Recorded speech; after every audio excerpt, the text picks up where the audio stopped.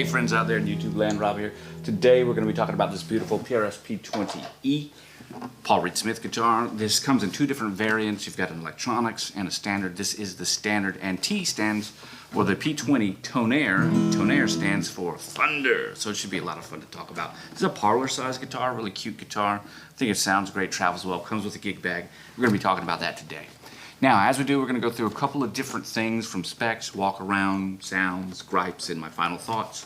Because even with everything else, there's always things you like and things that are kind of iffy. But as we do, since this doesn't have any electronics, we're just recording off of an Avitone CK1 up here, and I forget, a Behringer CO2 actually up there for my voice right there. I like those mics, believe it or not. This is a nice little blend of mics, but in any event, everything that you're going to hear is going to be dry straight out of this guitar and my voice. Let's talk specs, friends. So, beautiful guitar. Comes in several different colorways, so to speak. I have the Blacktop. All of them have a mahogany solid top and then layered back and sides. Okay? So this is a Blacktop. It usually comes with a white pick guard to complement the cream binding and the white butterbean tuners. I took that off. I don't particularly care for pick guards on most of the time, so I took it off. As far as everything else, we've got a bone saddle and a bone nut, which is nice. They seem to be cut really well. I don't hear any plinking when I'm tuning, which is pretty cool. We've got a bound fretboard, which is really nice. Of course, we also have a really nice fret job for this price and class of guitar. Feels good to the hand. It doesn't hurt or anything like that. I don't think there's going to be any fret sprout going in there. It's pretty nice. We've also got the PRS bird inlays, side dot markers, which is really nice.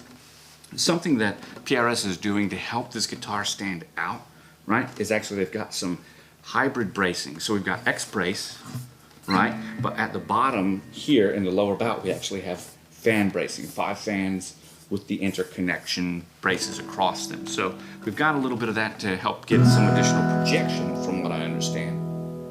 I think it works because it sounds like a really nice guitar. The strings that come on it are PRS strings. I do not care for PRS strings. It's a personal choice.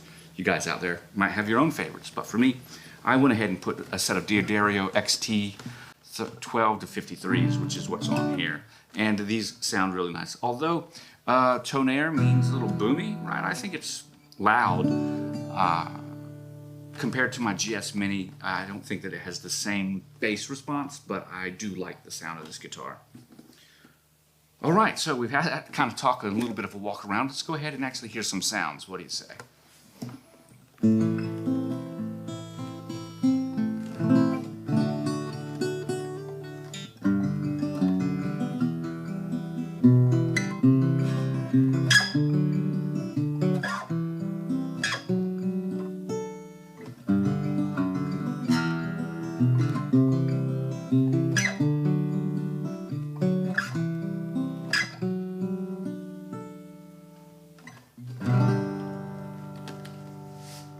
I think that sounds really pretty.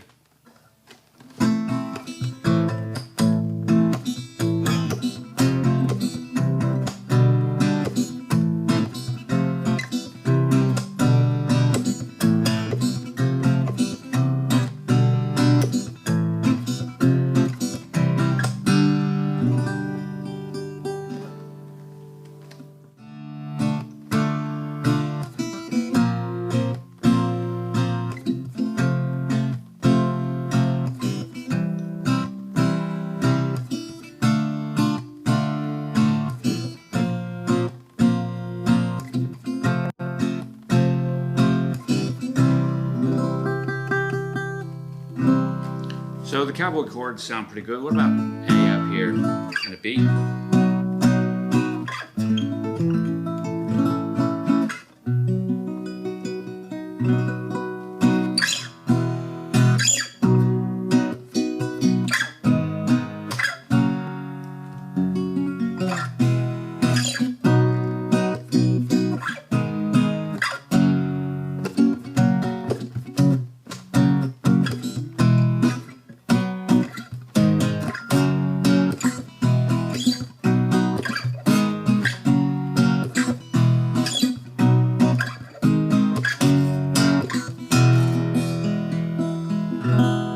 A little bit of chugging out when you hit it a little bit harder. I don't usually play with a pick, but I think all together it sounds pretty nice. Green Williams lived down the dirt road. He made homemade wine like nobody I know. Stopped by one Friday night, said, would you help me grill? Got a little girl waiting and I wanna treat her right. He said, I've got what you need, son, sitting right down in the cellar. He pulled back the cobwebs, turned on the light, and he said, might be a little dust on that bottle. Don't let it fool you about what's inside, 'cause there might be a little dust on that bottle. It's one of them things that just gets sweeter with time. I think that all in all, it sounds pretty good. It's easy to play. It sounds fun. You can kind of chug along with it. Sounding pretty good. I want to talk about some of my gripes real quick. So we heard that it sounds good and you like it already and everything's sounding fine and everything else. But I've got two gripes. Number one, I don't like the PRS strings. The silver plating that came on the strings for this particular one happened to be peeling off when I got them. Now, I've had this instance. I've tried PRS strings in the past. When you get them in the coil packs and everything, they seem to be okay. But strung up on this guitar, it just seems like maybe it had been put on for a while and it missed some quality control at some point in time sitting in the factory. I got this particular guitar from Sweetwater, and yes, they did go ahead and do their 50-point inspection or whatever it was, and it came nice and it set up and everything was good to go. But the strings had plating missing, specifically on my high E and my low E, and you could feel it as you're going. They just felt grody. Although they looked new, just felt grody. Now, this could very easily be a one-off. That's no problem if it is, but that's my experience. Yours may vary. Here's something that won't vary, and this could be a copy-specific item, I don't know, but if it is, and it may be difficult to illustrate here, but I'm going to do my best. The tuners. I told you I didn't particularly care for the tuners. This is why. It's not because they're cheap or don't feel good. The actual tuners feel fine. The post that sticks up from the headstock, right? We'll go down here so you can see. The post that sticks up from the headstock. Maybe you can see, but the tuners don't actually stick up very far. The post doesn't stick out. And the post hole where you put your string is actually ground into the very center. On your bass strings, you will find it difficult to get 2 or 3 wraps around the post that push your string down. It'll wrap up just fine. Now, because of that, it makes changing the string difficult because the wraps just don't end up in the right place. And when they don't end up in the right place, for me, it's irritating. In fact, I had to spend quite a bit more time attempting to wrap these strings, and I went through several sets before. I've had this guitar for a couple of months now, so I've been playing and just getting used to it. And I changed sets twice, and I did the EJ17 strings on here, or the EJ16s by D'Addario, and I wanted something a little different, so I went for, of course, the XTs as well, just to find out what strings are best on here. And both times when I changed them, it was an issue with the wound strings on the bass side. And that's because the post hole that the string goes through is in the middle of the post on my copy of all the tuners, and that means that as you're winding the string around, it wants to push the string up, not down. There's not a lot of space. The wound strings are thicker, as you could imagine. Does it stop you from playing the guitar? Nope. Does it keep it from being able to be strung up and played in tune? Not at all. It's just something to consider. The other thing that I would talk about with the guitar is if you're not used to an oddly shaped headstock, that might be an issue for some people, because if you're trying to change strings quickly, using your little string winder, it's going to be a little bit different. And I just call it out the way that it is. Finish issues. There weren't really any finish issues, which I'm happy to say, but there were a couple of spots where the satin on here was a little bit texturized. Like I can feel the spot there and I can feel the spot over there. I don't really care. This guitar was on sale. They were blowing them out for less than $299. It was a sale, so I was able to pick one up for less than $300, which was really nice. If you get an opportunity to grab one, usually the non-electronic version is around $399, $499-ish. So I was able to save $200, which was pretty cool. Okay, so that's it. Let's go ahead and actually talk about my final thoughts on the guitar. Is it a good guy? I love it. So if you're going to go out there and grab one, it comes with a gig bag. You get your different looks. I'd say if you really were concerned with a pickup, I would go ahead and get the standard version and then get it like a K Pure Mini or something like that, because I don't usually like the piezoelectric pickups that come in them anyways. With the exception, I don't mind Taylor's expression system because of the way that my hand actually rests on the bridge a lot for how I palm mute. Taylor's system, the piezoelectric pickups push against the saddle rather than the piezoelectric pickup being underneath the saddle. So it doesn't pick up that hand noise as much. However, a Pure K Mini 2 or a Pure K Mini, something like that, would not pick up any of that sound. It would just be it'd be a completely natural sound. So if you're gonna think about picking up a guitar for one of those reasons, maybe consider getting the less expensive version and then putting a pickup in it for around $150. You can get maybe an Anthem or something like that that will fit in here, and then you'd have, or a K pickup, and then you'd have something that might suit your needs better.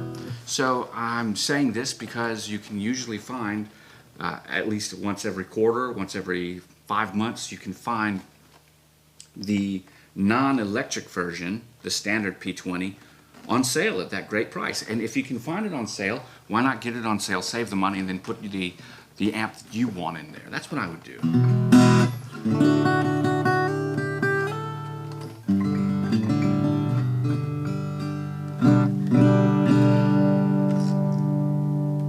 I'm kind of amazed at this guitar.